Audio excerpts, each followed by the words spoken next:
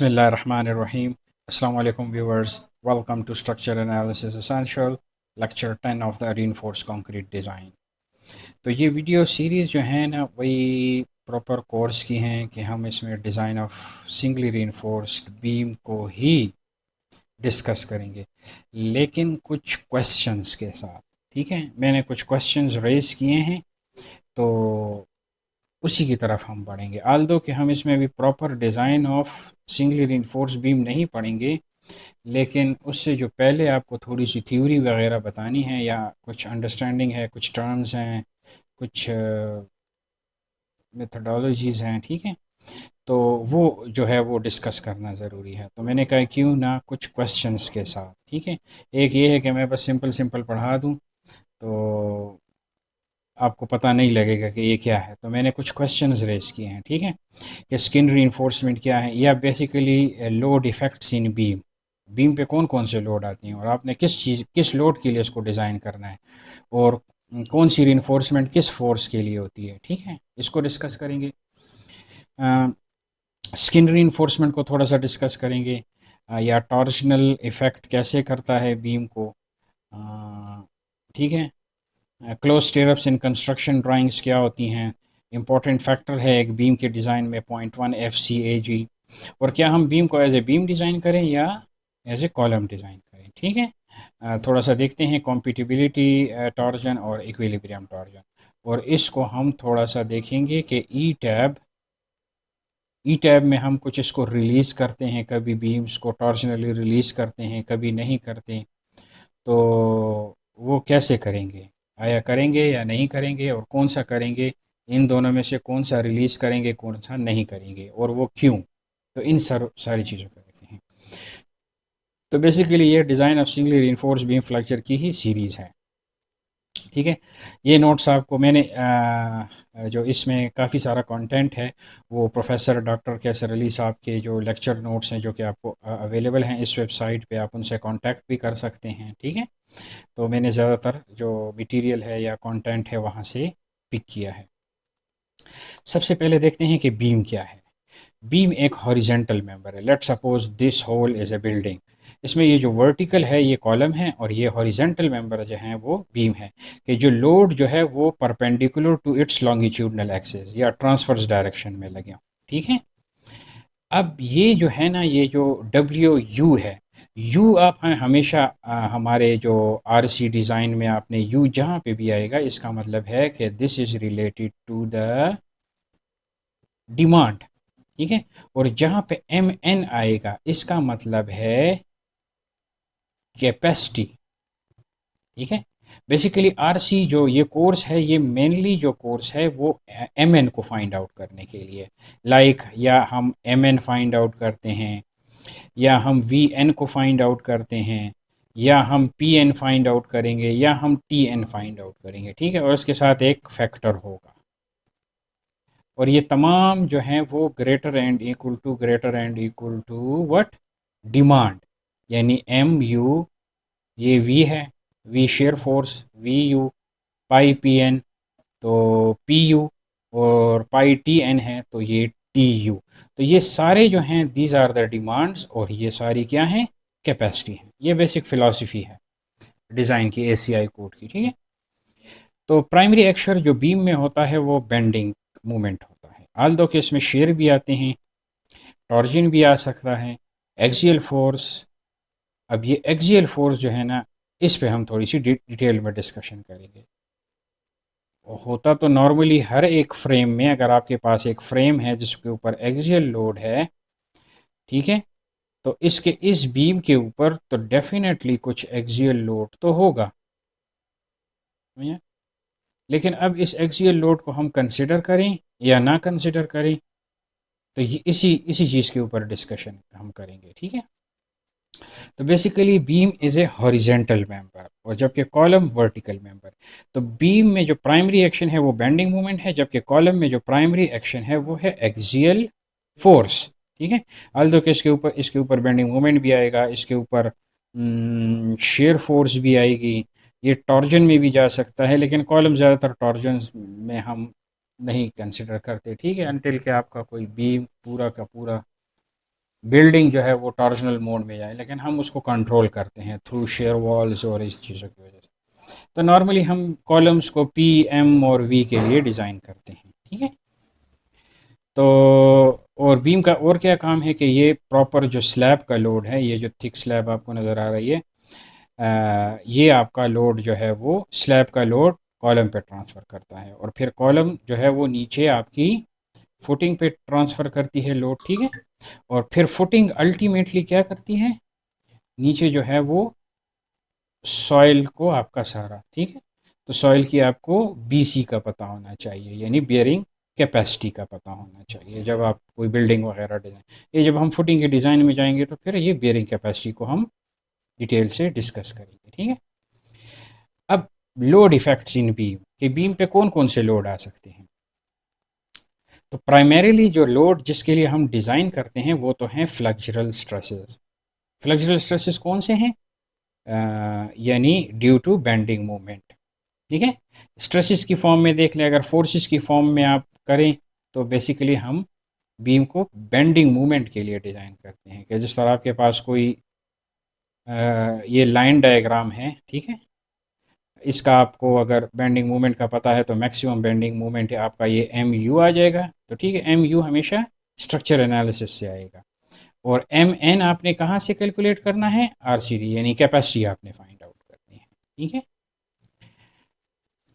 तो लेकिन जो है, हम स्टार्ट इसको फ्लेक्चरल डिज़ाइन से ही करेंगे आगे आने वाले लेक्चर्स में, ठीक है। फिर आराम से जाएंगे शेयर, फिर शेयर प्लस टॉर्जन को कंबाइन करेंगे, और फिर जो है वो कॉलम में जब जाएंगे तो फ्लेक्चरल स्ट्रेसेस के साथ हम, यानी एक्सियल और फ्लेक्चरल स्ट्रेसेस जब कंबाइन हो जाएं तो उसका डिज़ाइन क्या है, चाहे वो बीम है या कॉलम है। अब देखें, ये बीम आपने 3D शेप में अगर हो, आपने प्रैक्टिकली कुछ इस किस्म के रीइंफोर्समेंट वगैरह भी देखी होगी, ये जो आपके स्टिरप्स होते हैं, ठीक है। और साथ में ये लॉन्गिट्यूडनल बार्स भी होते हैं, ठीक है, ऐसे लंबे लंबे सरिये होते हैं।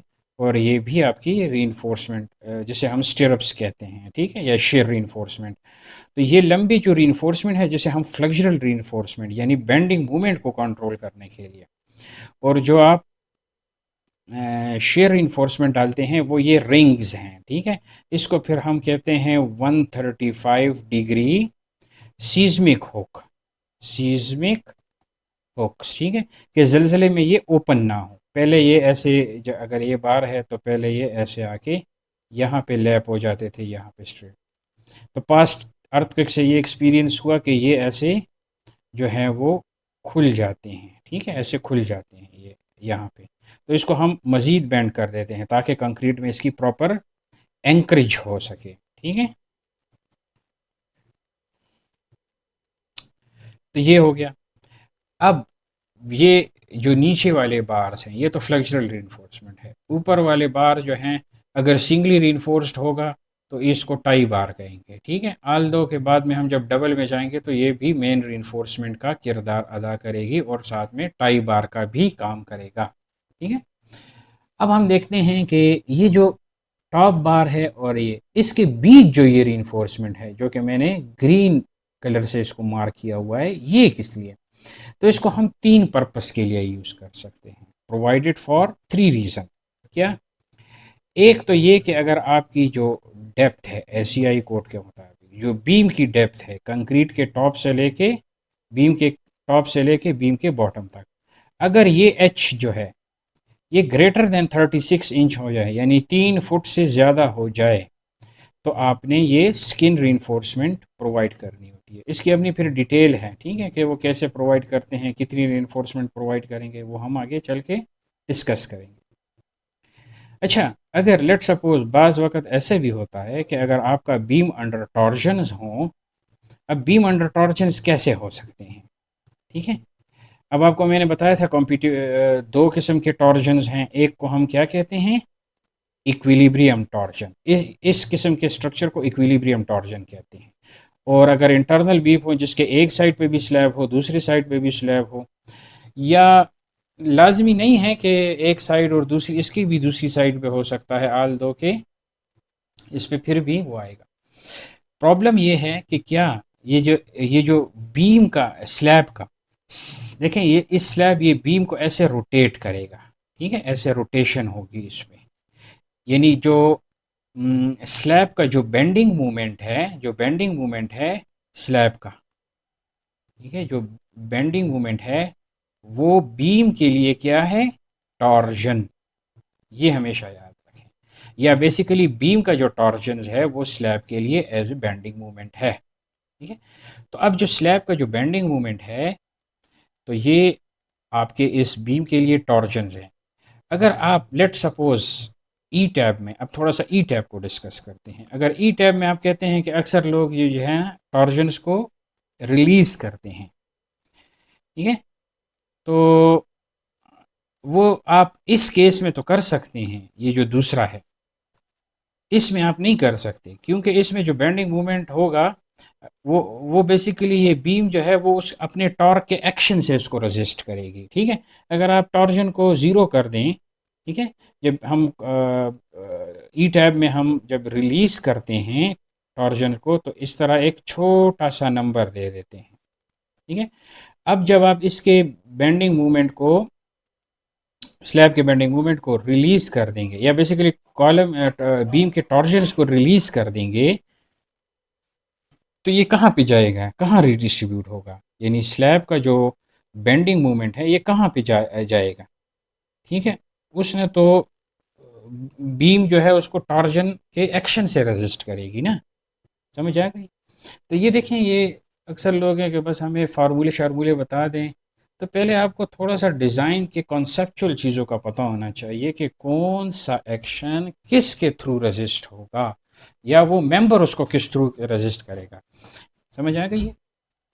तो इस बीम पे बेंडिंग मूवमेंट भी आएगी, ठीक है, और डिफ्लेक्शन भी होगी, इसमें शेयर भी आएगा, इसमें साथ में टॉर्जन भी होगा। लेकिन इस किस्म के टॉर्जन्स को हम इक्विलिब्रियम टॉर्जन कहते हैं, और इसको आप रिलीज, ठीक है, नहीं कर सकते। इसको आप रिलीज, ये वो कहता है ना कि because movement redistribution is not possible, ये मैंने एसीआई कोड से ही लिया हुआ है, ठीक है। अब इस किस्म के आप आ सकते हैं, लेकिन इसके बीम में जो टॉर्जन्स होगी, टॉर्जन वो क्या है, वो स्लैब में एज ए बेंडिंग मोमेंट है। तो अगर आप उसको ज़ीरो कर भी दें तो वो क्या हो जाएगा, स्लैब में एज बेंडिंग मूवमेंट चला जाएगा, क्योंकि देखें बीम का टॉर्जन है ना, तो वो स्लैब के लिए तो बेंडिंग मूवमेंट है, तो वो थोड़ा सा उसमें स्लैब की रीइंफोर्समेंट को थोड़ा सा बढ़ा सकता है।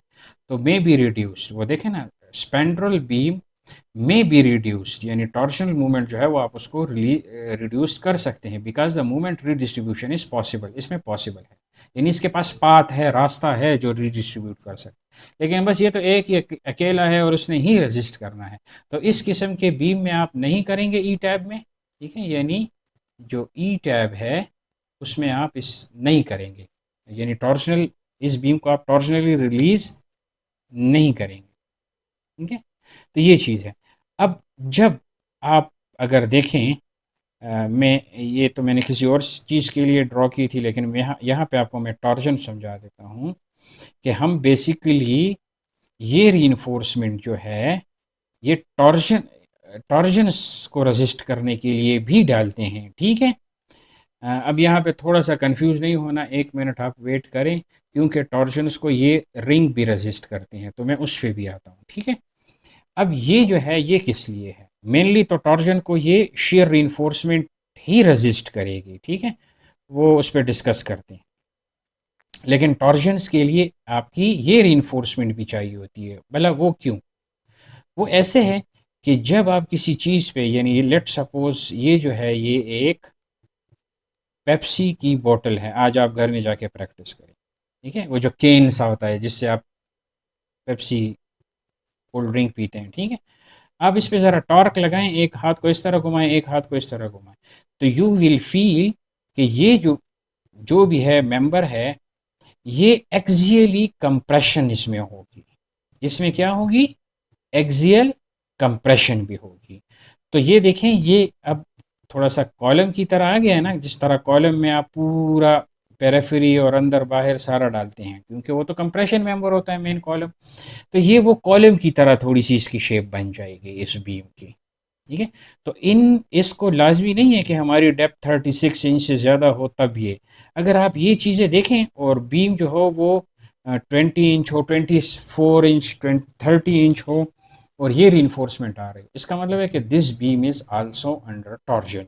साथ में आप एक और चीज़ भी नोट करेंगे कि ड्राइंग में मेंशन किया होगा कि ये जो स्टिरप्स हैं, दिस मस्ट बी क्लोज्ड का वर्ड यूज किया होगा। ठीक है, अब ये क्लोज्ड का वर्ड क्या है, थोड़ा सा इसको डिस्कस करते हैं।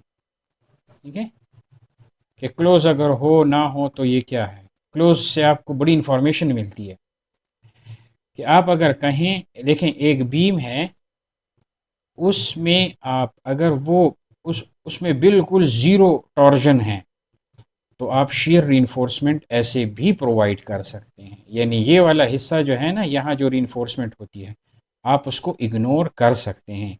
लेकिन अगर बीम जो हो वो उसमें टॉर्जन्स क्या हो, टॉर्जन ज़ीरो हो। ठीक है, जब आपके पास कोई बीम अंडर टॉर्जन्स होता है, तो एक तो ये कि आप उसकी विड्थ को बढ़ाएंगे, दूसरा ये है कि वो जो आपकी स्टिरप्स हैं that must be closed ring. ठीक है, बाकायदा ये ड्राइंग पे मेंशन किया। तो जब क्लोज का वर्ड आ जाए तो इसका मतलब ये है कि ये बीम क्या है, ये कोई पेरिफेरल बीम है, यानी ये कोई बिल्डिंग है अंदर जो भी है, लेकिन ये वाली बीम जो है बिल्कुल पेरिफेरी, जिसके इस साइड इस साइड इस साइड इस साइड पे स्लैब ना हो, तो इन पे आपने लाजमी जो है वो क्लोज्ड रिंग। ठीक है, आल दो के प्रैक्टिकली सारे ही क्लोज्ड रिंग होते हैं। ठीक है, क्योंकि हम थोड़ा बहुत वो जो अनएक्सपेक्टेड टॉर्जन्स आ सकती है तो हम उसको काउंट करें। तो टॉर्जन तो बेसिकली आपके टॉर्जन्स के लिए आपको क्या चाहिए, ये चीज़ें। ठीक है, ये इस तरह रेजिस्ट करता है, इस तरह फ्लो होते हैं। ठीक है, तो जबकि शेयर में सिर्फ ये दोनों रोल अदा करते हैं। तो ये हो गया, तो ये आपको समझ आ गई। दूसरा ये कि axial force, significant axial force. अब एक्सियल फोर्स को थोड़ा सा समझते हैं। ठीक है, नॉर्मली हम बीम को एक्सियल के लिए नहीं डिज़ाइन करते, समझ आ गई, बीम को एक्सियल के लिए नहीं डिज़ाइन करते, लेकिन इसको हम डिज़ाइन कर भी सकते हैं। वो कब कब और कैसे करेंगे आप, लेट सपोज, यही वो इम्पॉर्टेंट फैक्टर है, ये फैक्टर फैसला करेगा कि आप बीम की जो एक्सियल फोर्स है उसको कंसिडर करेंगे डिज़ाइन में या नहीं। तो अगर आपने जो, लेट सपोज आपने एक फ्रेम की एनालिसिस की, समझ आ गई, फ्रेम की एनालिसिस की और यहाँ से ये बीम ले लिया और इससे यहाँ पे कुछ एक्सियल है और बैंडिंग मूवमेंट है, कुछ रिएक्शन वगैरह भी आएंगे। ठीक है, जो कि इस कॉलम के लिए कंप्रेसिव फोर्स होगी। ठीक है, तो अब क्या, अगर ये वैल्यू, ये तो पी यू है ना, क्योंकि डिमांड है स्ट्रक्चर एनालिसिस से आई है, पी यू है। अगर ये पी यू, इसकी value 0.1 F C A G से ज़्यादा हो, ठीक है, if P U is greater than 0.1 F C A G. अब एफ सी क्या है, एफ सी ये है कि ये कंक्रीट कितने स्ट्रेंथ से बनेगा, और ए जी इस कंक्रीट का कुछ एरिया तो होगा, क्रॉस सेक्शनल एरिया, यानी इस बीम का कोई क्रॉस सेक्शनल एरिया तो होगा। ठीक है, जिसको आप डिज़ाइन कर रहे हैं, तो ये वो एरिया है। ठीक है, और यानी ए जी और एफ सी ये बेसिकली एक फोर्स है। ठीक है, तो आपने इसका 10% ले लेना। तो अगर ये पी यू जो हो इस वैल्यू से ग्रेटर हो, तो आपने बीम को, फिर बीम नहीं डिज़ाइन करना, फिर आपने बीम को कॉलम की तरह डिज़ाइन करना है। क्यों, क्योंकि कॉलम हमेशा पी और एम के लिए डिज़ाइन होता है। ठीक है, अब स्ट्रक्चरली तो ये हॉरिजेंटल मेंबर है, स्ट्रक्चरली तो आप इसको कह सकते हैं कि ये बीम है, ये वाला बीम है। ठीक है, लोकेशन वाइज, लेकिन इसका जो डिज़ाइन प्रोसीजर है वो कॉलम की तरह हो। क्योंकि अगर सिर्फ बीम को आपने मूवमेंट के लिए डिज़ाइन करना है तो उसके लिए तो सिंपल ये फार्मूला है, इसको आगे हम देखेंगे भी कि A S F Y D minus A by two, ये एक सिंपल है, ठीक है। और ये जो स्मॉल ए है इसकी एक रिलेशन है, वो आप सी इज इक्वल टू टी को कंपेयर करते हैं तो यहाँ से एक इक्वेशन आ जाएगी, ठीक है। उसको हम बाद में डिटेल करेंगे, अभी मैं उस डिटेल में नहीं जा रहा। तो ये उसका डिज़ाइन प्रोसीजर है सिंपल बीम का कि when there is no axial force, यानी there is no significant axial force. मैं ये नहीं कहता कि एक्सियल फोर्स नहीं है, ठीक है, यानी मैं ये कंडीशन देख रहा हूँ कि P U is less than 0.1 F C A G. तो अगर ये कंडीशंस हों तो इसके लिए डिज़ाइन प्रोसीजर क्या है, A S F Y D minus A by two. ये सिंपल आप इसकी एम एन कैपेसिटी को निकाल लेंगे। अगर आपका पी है, अब डिज़ाइन जो कंक्रीट स्ट्रक्चर का डिज़ाइन है, अब वो ये कहता है कि मुझे नहीं पता कि ये बीम है या कॉलम है, आपने इसके लिए एक प्रोसीजर अप्लाई करना है। तो अभी आपको मैं ना बड़ी जर्नल सी चीज़ें बता रहा हूँ कि ये बीम और कॉलम में से निकलें, बस आप देखें कि इसमें मेन प्राइमरी एक्शंस क्या हैं, मैंने किस किस चीज़ को कंबाइन करना है, किसको नहीं करना। अगर करना है चाहे वो बीम हो, लेकिन उस पर प्रोसीजर जो है वो ये पीएम इंटरेक्शन का ही लगेगा। ये पीएम इंटरेक्शन क्या है, ये बेसिकली कॉलम को डिज़ाइन करने का एक तरीका है, ठीक है। इसको कैसे, ये जो आपको ये सिंगल कर्व नज़र आ रही है, ये ऐसे, लेट सपोज आपके पास पी है 10 और एम है 20, तो ये एक आप एक्स वाई कोऑर्डिनेट की तरह 10 20 एक कोऑर्डिनेट ले लेंगे, ठीक है। यानी ये आप समझे कि ये एक्स है, ये वाई है, ठीक है। तो ये पी है और ये एम है, यानी पी एम की जोड़ी है। आप क्या करते हैं, ये कर्व ड्रॉ करते हैं। ये कर्व कुछ डिज़ाइन ऐड है जिससे आप कॉलम को डिज़ाइन कर सकते हैं, लेकिन ये एक बहुत जर्नल मेथड है जिसे बेसिकली हम कहते हैं कि आप using strain compatibility method construct the column capacity curve या पीएम इंटरेक्शन कर्व, ठीक है। तो ये जो लाइन है ना, ये आपको लाइन नज़र आ रही है, ये बेसिकली इस कॉलम की कैपेसिटी कर्व है, ठीक है। तो लेट सपोज आप क्या करते हैं, एक कॉलम को एज्यूम करते हैं और इसका एफ सी भी एज्यूम करते हैं, एफ वाई भी एज्यूम करते हैं, यानी ये मटेरियल प्रॉपर्टीज़ आप एज्यूम कर लेते हैं, ठीक है।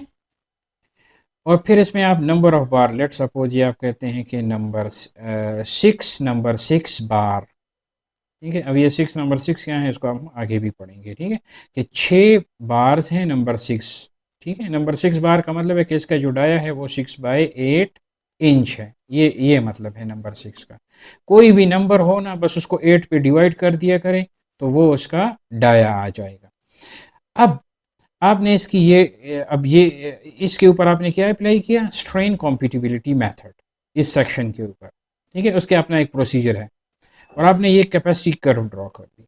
अब आपने क्या करना है, ये जो 10 20 की पी और एम की जो जोड़ी है, ठीक है, जो तोता और मैना की जोड़ी है, इसको आप ला के यहाँ पे रख देंगे। अगर ये इस कर्व के अंदर आ रही है तो इस लोड के लिए ये वाला जो सेक्शन है जिसकी ये इंटरेक्शन कर्व है, ये इस लोड के अगेंस्ट क्या है, सेफ है, ठीक है। फिर इस पे आगे डिसीजन है कि ये कितना होना चाहिए, कर्व के साथ नज़दीक हो तो ये ज़्यादा अच्छा डिज़ाइन होगा, अगर आप बिल्कुल इधर हों तो काफ़ी गैप है ना, तो ये बेसिकली बड़ा अनइकोनॉमिकल सा हो जाएगा। अगर बाहर होगा ये, यानी ये 10 और 20 इसके बाहर होगा तो ये क्या होगा, अनसेफ होगा, समझ आ गई। इसके ऊपर होगा तो थोड़ा सा आपको बिल्कुल इतना वर्ष पे भी नहीं जाना चाहिए, थोड़ा सा आप अंदर की तरफ कोशिश करें। इसको डीसी रेशो कहते हैं, ये हम बाद में देखेंगे, ई टैब में भी देखेंगे, ठीक है। तो अब डिज़ाइन में बीम, डिज़ाइन को ये नहीं पता कि ये बीम है या कॉलम है, ठीक है, बस उसको ये पता है कि अगर एक एलिमेंट है उसके ऊपर सिर्फ बेंडिंग मूवमेंट है, चाहे वो कॉलम हो चाहे वो बीम हो, तो उस पर आपने A S F Y D minus A by two का फॉर्मूला लगाना, ठीक है। और अगर एक मेंबर है जो पी भी, जिसमें सिग्निफिकेंट पी हो और एम भी सिग्निफिकेंट हो, तो उसके लिए आप इंटरेक्शन कर्व अप्रोच यूज़ करेंगे। तो ये जो है वो सारी है। और ये कौन फैसला करेगा कि हमने बीम में पी को कंसिडर करना है, पी यू को, वो ये फैक्टर है 0.1 एफ सी ए जी, कि जो स्ट्रक्चर एनालिसिस से आपका वैल्यू आई है, अगर वो है, ठीक है। ये मैं आपको बाकायदा दिखा भी देता हूँ कि ये आपकी एसीआई कोड की मैंने एक स्नैपशॉट ली है, वो कहता है कि अगर आपका पी यू लेस हो तो M N shall be calculated according with, तो ये अब आप जाके देख लें, तो ये बेसिकली वही है A S F Y D minus A by two की अप्रोच है, ठीक है।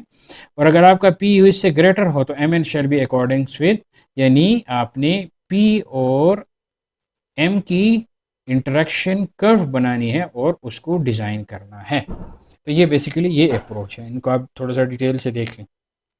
ये तो ये अब आपको समझ आ गई। तो ये वो है कि एक्सियल सिग्निफिकेंट एक्सियल फोर्स की वजह से भी हम बीम में प्रोवाइड कर सकते हैं, ठीक है। ये एक्सियल रेनफोर्समेंट कि जब आपका पी वो 0.1 एफ सी ए जी से ग्रेटर होगा, ठीक है। अच्छा, इसको भी हमने देख लिया। अब थोड़ा सा देखते हैं कि बेंडिंग मूवमेंट क्या है और टॉर्जन्स क्या है, या मूवमेंट क्या है। मूवमेंट वो फोर्स है कि जो, यानी फोर्स की वो ability, the ability of a force to rotate a body, कि जो कि बेसिकली बॉडी को रोटेट करे। अब रोटेट ऐसे भी हो सकता है इस एक्सिस के अबाउट भी, और ये जो आम आप बीम की बेंडिंग मूवमेंट डायग्राम ड्रा करते हैं तो ये आपको पता होना चाहिए, ठीक है, कि ये बेसिकली इस एक्सिस के अबाउट होती है। कि ये अगर आपको मैं यहाँ से ये सेक्शन यहाँ पे ड्रॉ कर दूँ तो ये इस एक्सिस के अबाउट होती हैं, ठीक है। जो बीम का क्रॉस सेक्शन होता है उसके हॉरिजेंटल एक्सिस के अबाउट होती है, ठीक है, जिसे आप बेसिकली M33 ई टाइप में कहते हैं। तो ये चीज़ हो गई। तो ये बेंडिंग मूवमेंट है। तो depending on the axis of rotation, एक जो मूवमेंट है उसको आप ट्विस्टिंग मूवमेंट कहते हैं जिसे हम टॉर्क कहते हैं, और एक को हम बेंडिंग मूवमेंट कहते हैं जिसे हम फ्लेक्सुरल, जो कि बेसिकली फ्लेक्सुरल स्ट्रेसेस काज करेगा। ये जो ट्विस्टिंग मूवमेंट है ना, ये कौन से स्ट्रेसेस काज करता है, ये बेसिकली शेयर स्ट्रेसेस काज करता है। इसलिए हम टॉर्जन्स को इस शेयर रीइंफोर्समेंट की वजह से रेजिस्ट करवाते हैं। इसलिए जब भी बीम में शेयर हो और टॉर्जन भी हो तो उसको आप कंबाइन करते हैं। समझ आएगा ये, शेयर प्लस टॉर्जन, इस तरह जिसमें पी हो और एम हो। क्यों? क्योंकि शेयर फोर्स भी शेयर स्ट्रेस काज करता है, टॉर्जन भी शेयर स्ट्रेस काज करता है। इस तरह हमने जो पी एम इंटरेक्शन की बात की, तो इसको हम क्यों कंबाइन करते हैं, इसको टॉर्जन के साथ क्यों नहीं कंबाइन, क्योंकि ये सेम टाइप ऑफ स्ट्रेसेस को प्रोड्यूस करते हैं। तो ये कौन से स्ट्रेसेस प्रोड्यूस करते हैं, बेसिकली नॉर्मल स्ट्रेसेस, जबकि ये दोनों शेयर स्ट्रेसेस प्रोड्यूस करते हैं। इसलिए हम शेयर और टॉर्जन को इकट्ठा डिज़ाइन करते हैं और पी और एम को इकट्ठा डिज़ाइन करते हैं। और अगर टॉर्जन ना हो तो बस हम सिर्फ शेयर के लिए डिज़ाइन करेंगे, और अगर बीम में पी ना हो तो सिर्फ एम के लिए। तो इसी तरह हम अब एम और वी का डिज़ाइन आगे देखेंगे, और वी के साथ थोड़ा सा टी भी देख लेंगे। इन दोनों का कंबाइन भी एक एग्जाम्पल हम करेंगे, ठीक है, शेयर और टॉर्जन की कंबाइन एग्जाम्पल। तो ये है। अब आपको मैंने बताया था कि एक होता है अप्लाइड मूवमेंट, ठीक है, और एक आगे देखेंगे रेजिस्टिव मूवमेंट। क्या है ये रेजिस्टिव मूवमेंट है।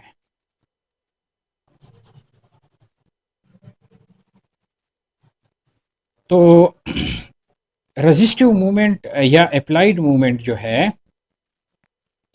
ये बेसिकली जिस तरह आपके पास लाइन डायग्राम है या बीम है, आपने उसकी शेयर फोर्स और बेंडिंग मूवमेंट डायग्राम को ड्रॉ कर दिया। अब आप कहते हैं मैंने इस बीम को डिज़ाइन करना है, ठीक है। तो फॉर टाइम बीइंग आप समझ लें कि हम सिर्फ एक वैल्यू के लिए डिज़ाइन करते हैं। लेट्स सपोज आप वो मैक्सिमम के लिए डिज़ाइन कर दें और थ्रू आउट प्रोवाइड कर दें। जैसे जैसे आप कोर्स में आगे बढ़ते जाएंगे आपको की चीज़ें जो हैं वो क्लियर होती जाएंगी, ठीक है। आल दो के प्रैक्टिकली भी हम ऑलमोस्ट इसी तरह करते हैं, लेकिन किसी से और सेक्शन पे भी आप डिज़ाइन कर सकते हैं if there are huge difference, ठीक है। क्योंकि इसके लिए डिज़ाइन करेंगे और वो सेम रीइंफोर्समेंट आप थ्रू आउट द बीम देंगे तो थोड़ा सा इकोनॉमिक, क्योंकि आजकल रीइंफोर्समेंट पाकिस्तान में तो पता नहीं 250 से 3, यानी 2-3 लाख के लगभग है, ठीक है। तो इसलिए तो अप्लाइड मूवमेंट जो है ये कहाँ से आएगा, ये आपका आएगा स्ट्रक्चर एनालिसिस से। जब आप ई टैब में मॉडल बनाते हैं, ई टैब में मॉडल बनाते हैं, उसकी एनालिसिस करते हैं, उसकी स्ट्रक्चर हेल्थ की मॉनिटरिंग करते हैं, यानी पहले आप उसके हेल्थ को देखते हैं, उसके बाद उसका वो करते हैं, बाद में डिज़ाइन करते हैं। ठीक है, डिज़ाइन बहुत आखिरी स्टेज में आता है।